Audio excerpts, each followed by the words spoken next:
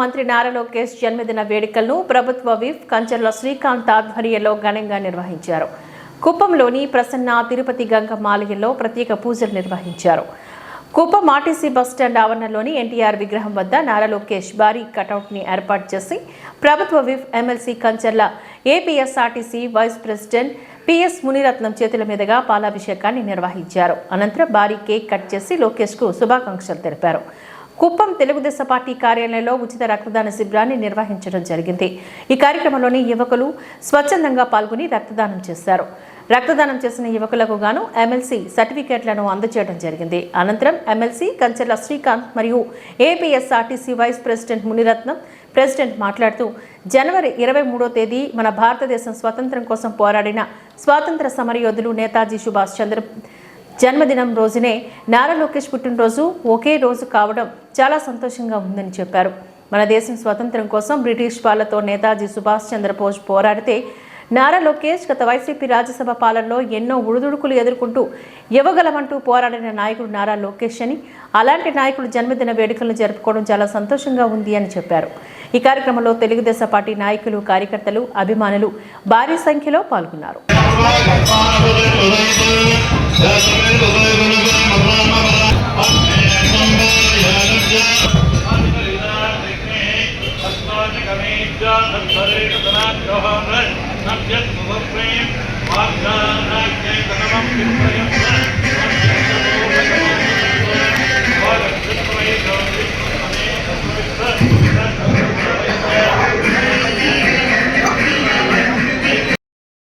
స్వాతంత్ర సమరయోధుడు, బ్రిటిష్ వాళ్ళ గుండెల్లో నిద్రపోయినటువంటి ఒక మహోన్నతమైన వీరుడు.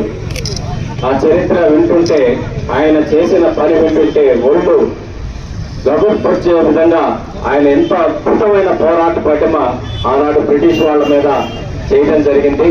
అటువంటి మహానుభావుడు సుభాష్ చంద్రబోస్ గారి జన్మదినం అంటే జయంతి కార్యక్రమం. జయంతి అనడానికి కూడా లేదు, ఎందుకంటే చనిపోయారని కన్ఫర్మేషన్ ఉంటే జయంతి అనొచ్చు. కాబట్టి జన్మదినం కిందే కన్సిడర్ చేయాలి, అంతే, జన్మదినమే. సో కాబట్టి ఆయన జన్మదినం.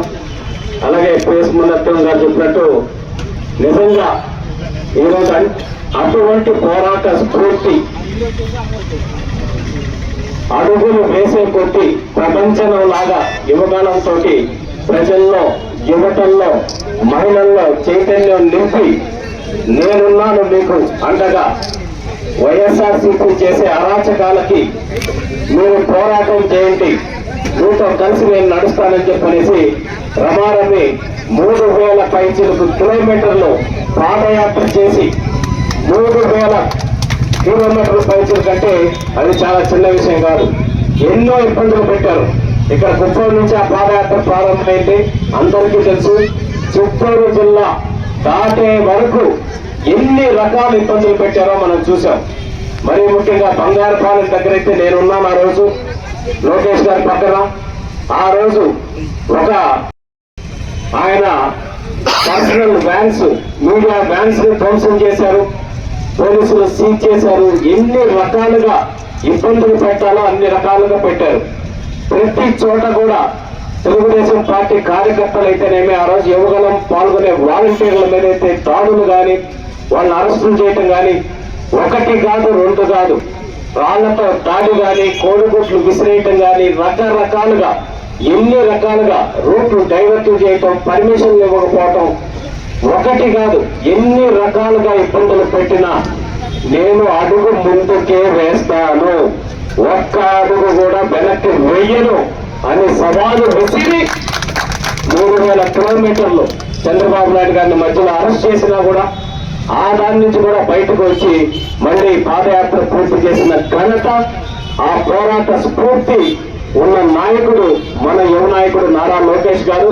ఈరోజు ఆయన దావోస్ లో ఏ విధంగా -2, -3 డిగ్రీల టెంపరేచర్ లో కూడా ట్రాఫిక్ జామ్ అయితే మీటింగ్ ఇన్ టైం వెళ్ళకపోతే రాష్ట్రానికి తీసుకురావాల్సిన కంపెనీలు ఎక్కడ మిస్ అవుతాయో అని చెప్పనేసి నడి రోడ్డు మీద చలిలో నడుచుకుంటూ వెళ్తుంటే ఆయన కమిట్మెంట్ కి శిరస్సు వంచి పాదాభివందనాలు తెలియజేస్తున్నాం. కుప్పం తెలుగుదేశం పార్టీ అలాగే ఆంధ్రప్రదేశ్ రాష్ట్ర యువత తరఫున. ఎందుకంటే నేను మాటిచ్చాను, అలాగే యువగణం పేరుతో 20 లక్షల ఉద్యోగాలు ఇస్తాము అని చెప్పాము.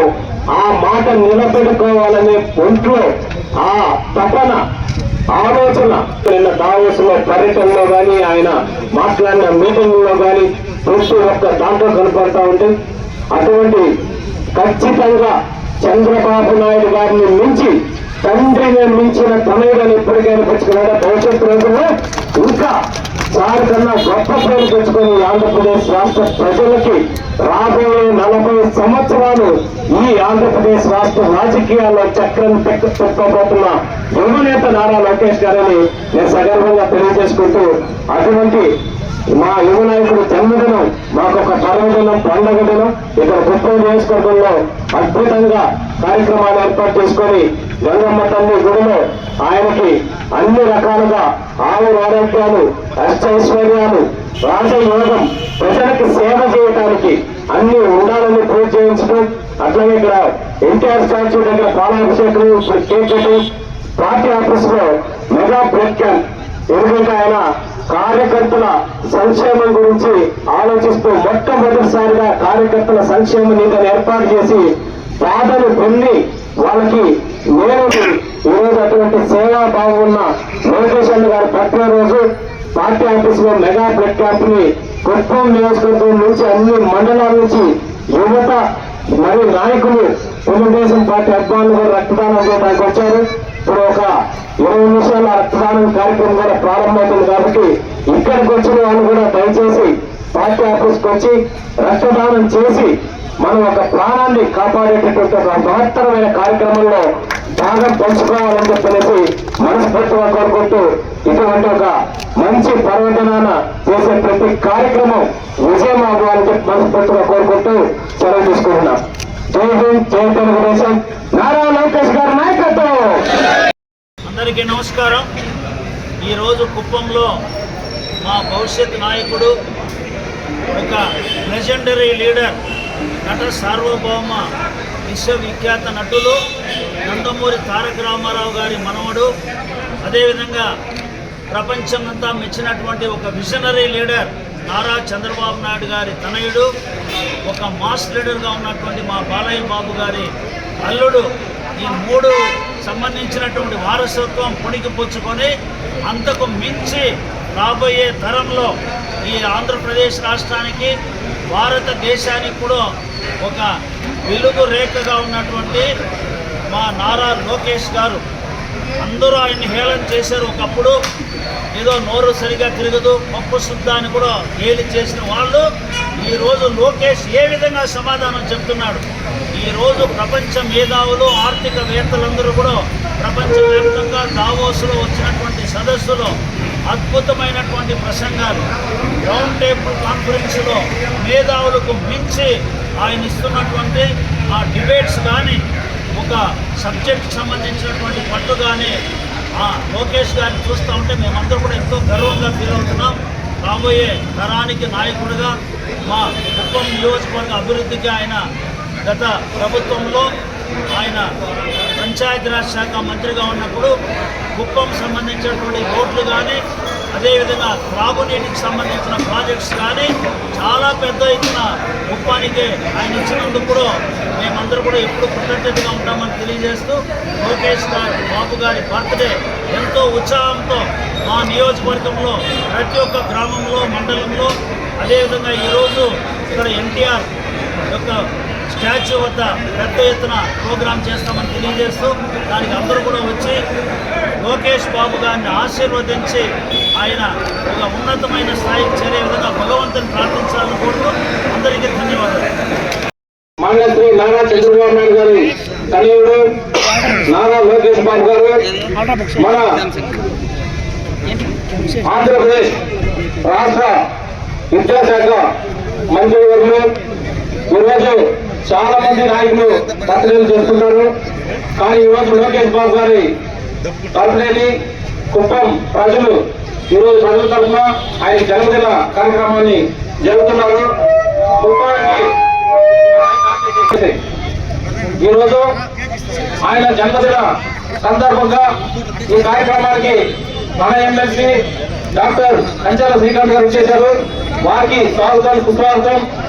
మన కుప్పం నియోజకవర్గ incharge APS RTC vice chairman PS Muralidhar గారిని కూడా స్వాగతం పలుకుతున్నాం. అదే మరిగా అందరినీ తెలుగుదేశం పార్టీ కుటుంబ సభ్యుల్ని ఇక్కడ వచ్చేసినటువంటి అందరికీ పేరు పేరున స్వాగతం సుస్వాగతం తెలియజేసుకుంటూ మనం నారా లోకేష్ బాబు గారి జన్మదిన సందర్భంగా ఆయన ఎంత ఎత్తుకు ఎదిగినా ఒదిగి ఉండే తత్వం ఆయన గురించి అంతా కూడా మనం చాలా వరకు ఆలోచించుకుంటే 2014 నుంచి 2019 మధ్యన నారా లోకేష్ బాబు గారు ఐటీ మినిస్టర్గా, అదే మాదిరిగా పంచాయతీ రాజు శాఖ మంత్రిగా పనిచేసినప్పుడు ఇదే కుప్పం నియోజకవర్గానికి ప్రతి గ్రామానికి మధ్యన పంచాయతీ రాజు మంత్రిగా రాష్ట్ర వ్యాప్తంగా